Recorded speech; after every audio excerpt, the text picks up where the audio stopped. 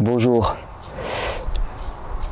Au hasard des commentaires qui passent parfois, il y en a un qui a attiré mon attention la semaine dernière. Je vais vous le lire parce que il résonnait parfaitement avec ce que j'étais en train de vivre à ce moment-là. C'était un commentaire de quelqu'un qui signait Madame Bavoile. Bonjour Thierry, bonjour toute l'équipe.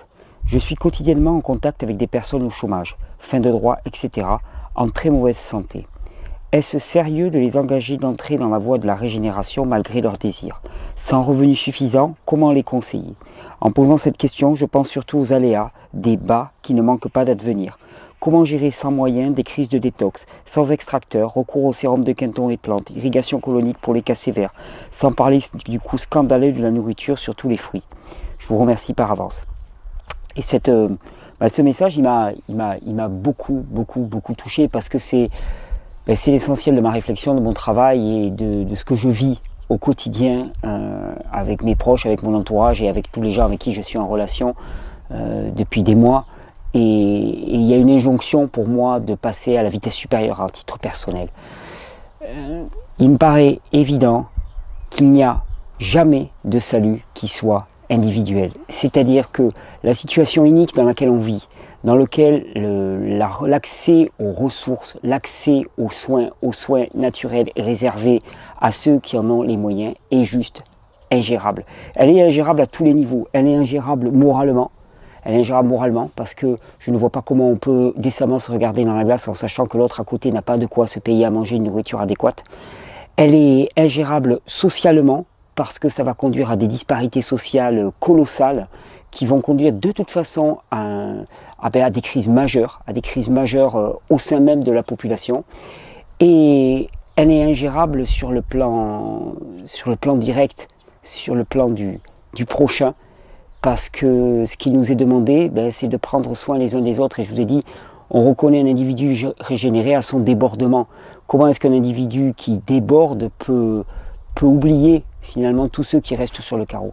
Alors oui, ta question, elle est excellente, elle est vraiment excellente. Comment conseiller la voie de la régénération à des personnes qui n'en ont pas les moyens? Eh bien, pour moi, il est essentiel, et vraiment c'est la tonalité de tout le travail que je vais faire à l'avenir et que je commence à développer de plus en plus maintenant, et vous allez voir, dans les mois à venir, il va y avoir réellement des changements majeurs et des propositions majeures assez radicales en termes d'accès aux soins pour le prendre comme c'est. Ce n'est pas des techniques de guérison, ce sont de l'accès aux soins parce qu'il nous est demandé de nous prendre soin les uns des autres. Et pour développer le côté corporatif, il ne peut pas y avoir de salut qui soit individuel. Ça, pour moi, c'est une évidence totale. C'est juste impossible à considérer. Alors, c'est vrai que ce réseau qui est en train de se construire, Régénère, je veux vraiment qu'il soit un réseau. C'est-à-dire autre chose qu'un site où on vient glaner des informations pour aller mieux soi et sa famille. Parce que pour moi, je vais le dire crûment, mais que les personnes soient en plus grande santé, si c'est juste pour renforcer le moi et l'égoïsme, ça n'a aucun intérêt. Je suis désolé de le dire aussi crûment, mais ça n'a strictement aucun intérêt. Renforcer, guérir le moi n'a aucun intérêt. Ce que je veux voir vraiment advenir, ce sont des individus régénérés et qui s'ouvrent à cette dimension du soin, de la charité, de la dimension corporative, parce que ce n'est que tous ensemble qu'on va s'en sortir. Alors je sais très bien que par l'alimentation, le renforcement du système nerveux, on va toucher réellement aux structures profondes de notre fonctionnement psychique, notre premier cerveau, nos entrailles, notre boyauterie. Et donc, j'ai grande confiance qu'en passant par le biais du mode de vie, de la nourriture, eh bien, il va y avoir des transformations profondes dans le psychisme de chacun, et que ce psychisme de chacun va faire qu'on va cesser de croire à la grande flamme mortifère et pathogène dans laquelle on est baigné de plus en plus depuis quelques dizaines, centaines d'années, cette fable qui nous fait dire qu'il n'y a finalement de bonheur que du bonheur individuel, il n'y a de la réalisation que de la réalisation individuelle, il n'y a du succès que du succès individuel, alors que c'est exactement le contraire. Il n'y a que du bonheur collectif, il y a du succès que du succès collectif, il n'y a de l'accomplissement que de l'accomplissement collectif. Comment veux-tu être heureux dans ta maison, dans ton petit carré avec des barbes barrière tout autour de toi, si ton voisin à côté est en train de crever de faim, si ton voisin à côté est en train de polluer, si ton voisin à côté est en train de souiller la terre, si ton voisin à côté est en train de battre ses enfants, c'est pas possible, c'est pas possible. Il faut que tous ensemble nous progressions. Et donc je compte évidemment sur la force de transformation individuelle liée au changement de mode de vie, qui fera que les gens ne seront plus toujours limite au niveau du système nerveux et proche de la crise de nerfs, en état d'hyper-excitabilité, en incapacité de faire fonctionner bien leur cerveau de manière adéquate et manipulé par toutes sortes de bonimenteurs parce que tout leur système nerveux entérique, donc qui gère complètement leur psychisme, est complètement déséquilibré par une nourriture inadéquate, et un système endocrinien qui ne fonctionne pas de manière adéquate, qui fait que les gens sont épuisés, fatigués, résignés, désespérés, déprimés, alors que ce dont nous avons besoin, c'est une civilisation de gens, mais en joie, en puissance, en amour, en empathie, en charité, qui viennent les uns les autres se prêter main forte pour partager les richesses. Il y a une richesse colossale dans ce monde. La rareté n'est qu'une question de regard. Il y a une richesse colossale. Simplement, cette richesse colossale, il faut aller la quérir, il faut aller la chercher, il faut aller la réclamer. Il y a une santé colossale qui réside dans le corps de chacun. Il y a un potentiel de santé et de vie colossal qui réside dans le corps de chacun. Tout le monde, absolument tout le monde. Il faut aller le chercher. On va le chercher avec des réformes du mode de vie. La richesse colossale à l'échelle globale, c'est-à-dire d'une société, on va la chercher par des réformes de notre mode de fonctionnement ensemble. Alors effectivement, il ne peut pas y avoir des gens qui restent sur le carreau sans extracteur, sans accès à des extracteurs de jus. On peut commencer par partager ces extracteurs. Et oui, parce qu'on peut être plusieurs et aller faire les jus les uns chez les autres. Ça, oui. Et puis même si c'est pas tous les jours, eh bien une fois, 2 fois, 3 fois par semaine, aller offrir des jus aux autres. Les invités, ils viennent avec leurs légumes et on collectivise les machines. On partage les machines. Pour ce qui est des irrigations coloniques, il va y avoir une proposition alternative d'ici quelques mois. Vraiment quelques mois, je vous annoncerai vraiment une proposition radicale qui a émergé ces dernières semaines avec un ami qui n'a pas froid aux yeux. En attendant, les lavements faits à la maison avec un petit boc. Il suffit d'apprendre aux gens les techniques de massage, apprendre à se masser le ventre, donc passer dans un sens, passer tranquillement dans un sens, réduire le débit pour ne faire passer les 2 litres finalement très très progressivement et commencer à se nettoyer les intestins. 20 € finalement pour une poche à lavement. On peut en offrir. Il ne s'agit pas de dire à l'autre « ouais mais débrouille-toi, t'as pas d'argent, débrouille-toi ». Nous ne sommes pas possesseurs de notre argent. Cette richesse, quel que soit notre mode de vie, elle nous est confiée. Elle nous est confiée, nous en sommes les gestionnaires. Et comme tout gestionnaire, on doit rendre des comptes. Et il nous sera demandé des comptes par rapport à l'argent qui nous a été donné. Et plus il nous aura été donné, plus nous sommes je dirais bénis, chanceux, pour avoir de l'argent, plus il nous sera demandé des comptes précis de ce que nous avons fait de cet argent. Et c'est là où il va y avoir le moment du choix. Soit cet argent, cette formidable richesse, ce potentiel extraordinaire, on l'aura gardé pour nourrir notre moi, pour renforcer nos petits besoins, notre petit bonheur, nos jouissances physiques individuelles assez médiocres. Et à ce moment-là, eh ben, sur le plan spirituel, je vous garantis que c'est un très très mauvais choix. Soit cette richesse, on l'aura pris, on aura fixé une borne à notre avidité. On aura dit ma zone de contentement, elle est là. C'est-à-dire qu'avec ça, je suis nourri, mes besoins sont rassemblés. Et le reste, je l'ai utilisé pour subvenir aux besoins de mes proches, de toute personne qui s'adresse à moi. Toute personne qui lui demande, donne-lui, sans réfléchir.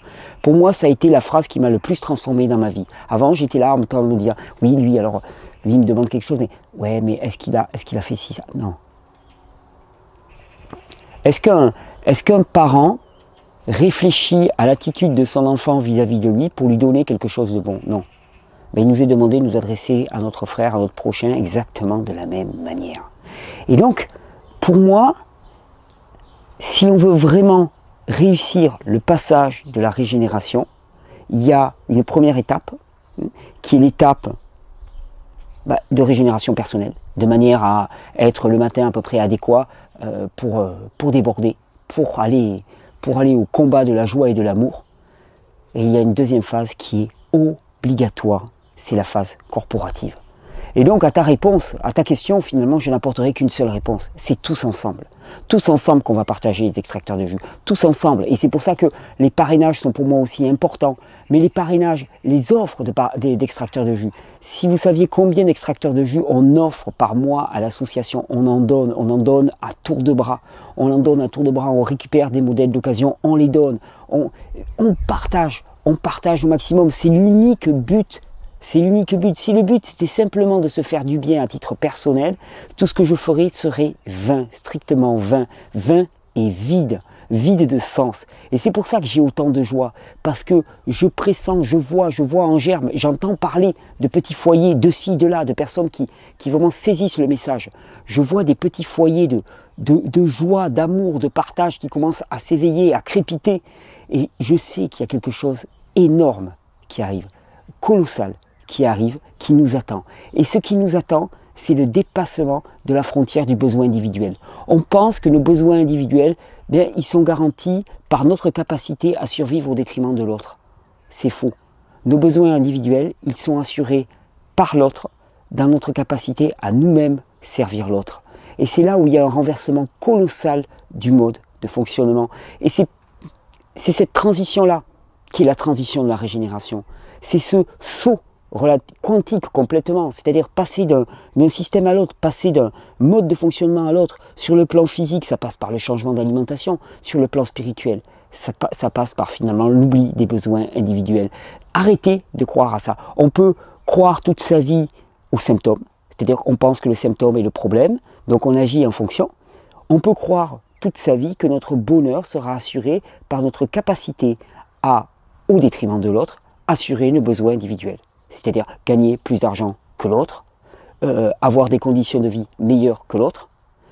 Et ça aussi, il nous est demandé de l'abandonner complètement, de ne plus y croire et de croire à autre chose. Et si on croit à autre chose, on s'en donnera les moyens de l'expérimenter. Et qu'est-ce qu'on expérimentera? On expérimentera une vie pleine de joie. Alors souvent on me dit, mais qu'est-ce qui te permet de prétendre ça? Je dis toujours, s'il y en a un modèle, on est en droit de lui demander un petit peu des comptes par rapport aux fruits qu'il porte.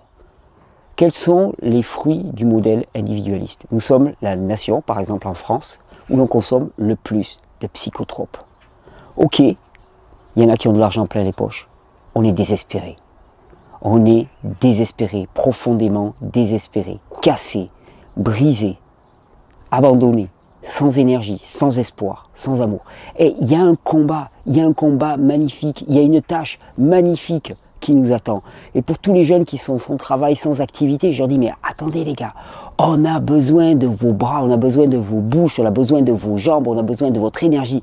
Mais non pas pour réaliser la course à l'échalote de savoir qui gagnera le plus et qui écrasera le plus de son voisin, mais plutôt pour replanter, repeupler ces campagnes, pour créer l'abondance ici, là, maintenant, planter des noyaux un petit peu partout, avoir des arbres qui poussent et s'entraider, se relier, oublier le besoin individuel, ne plus croire à cette fable nauséabonde qui nous a fait nous enfoncer dans une ornière dans laquelle on se retrouve avec des disparités sociales qui sont juste inacceptables, qui sont juste en absolu désaccord avec les lois de ce monde tel qu'il a été créé. C'est juste en absolu désaccord. Et c'est ce saut-là que j'appelle vraiment de tout mon cœur. Alors les initiatives, elles seront multiples. À notre échelle, avec l'association, eh bien, je vous dis, on va lancer vraiment quelque chose de gros sur le plan des extracteurs de jus et des irrigations coloniques durant l'été. Vous allez en entendre parler durant l'été. Mais en attendant, tout un chacun peut prendre ce qu'il a. Et c'est une illusion encore de croire qu'on est trop pauvre pour donner. Et ça, c'est encore une illusion de l'ego, du diable, de l'empêchement. C'est de te dire, non, mais t'as pas assez pour donner. Non, t'as pas assez, parce que si tu donnes ça, tu vas avoir encore moins. Et vous avez entendu parler, il y a une parabole qui me plaît beaucoup, elle est très connue, c'est la multiplication des pains. Multiplication des pains, il y a Jésus le Christ finalement qui se retrouve devant une foule, et il y a les disciples qui disent, ils sont dans la pensée de la rareté, ils disent, écoute mon gars, ça craint, mais là, les gens, il faut les renvoyer parce qu'on n'a rien à manger. Donc pensée du manque, vision de la rareté, on n'a rien à manger, ou on a 3 pains et 2 poissons. Qu'est-ce qu'on va faire avec ça?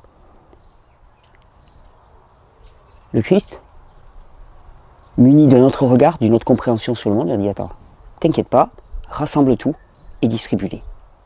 Et on a assisté à quoi?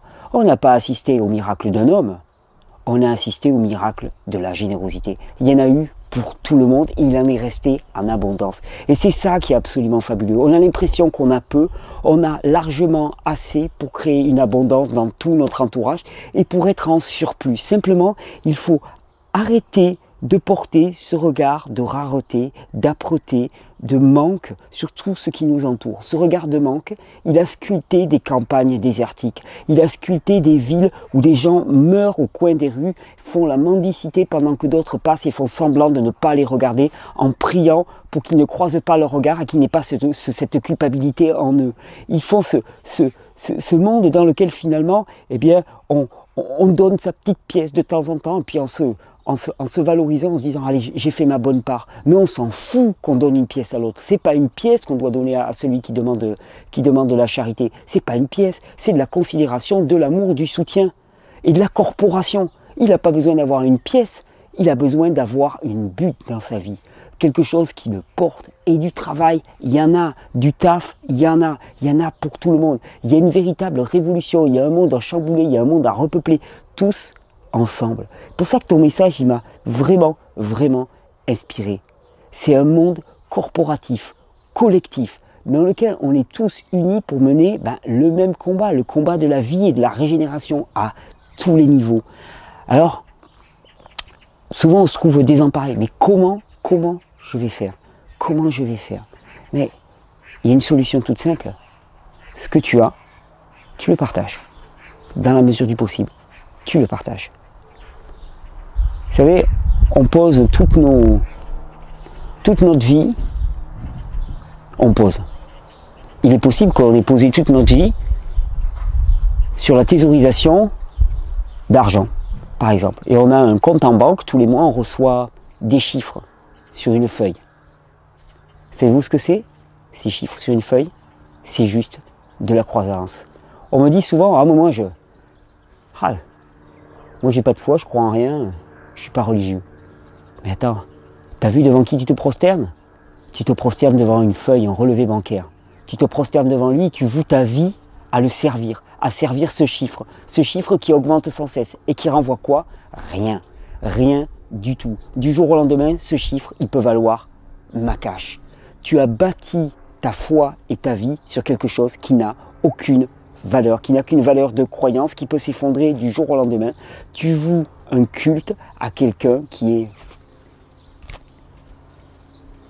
peut s'envoler comme ça. Et s'il s'envole, tu vas te rendre compte à quel point tu t'es trompé, à quel point tu as fait fausse route. La seule richesse qui soit, c'est la richesse de la joie et de l'amour et du service. C'est la seule richesse. C'est ce qu'on a reçu quand on est né et c'est ce qu'on emportera avec nous pour la vie d'après. C'est la seule chose qu'on ait reçue. Alors qu'on ne se trompe pas, c'est pas en donnant qu'on s'appauvrit, c'est en donnant qu'on s'enrichit. Ce n'est pas en servant qu'on se fatigue, c'est en servant qu'on se repose. Et c'est juste l'inversion colossale qui est demandée. Ce n'est pas en ayant des symptômes qu'on est plus malade, qu'on est plus faible, c'est en ayant des symptômes qu'on renforce son corps. Et il y a tout un langage à changer et un regard sur le monde à changer.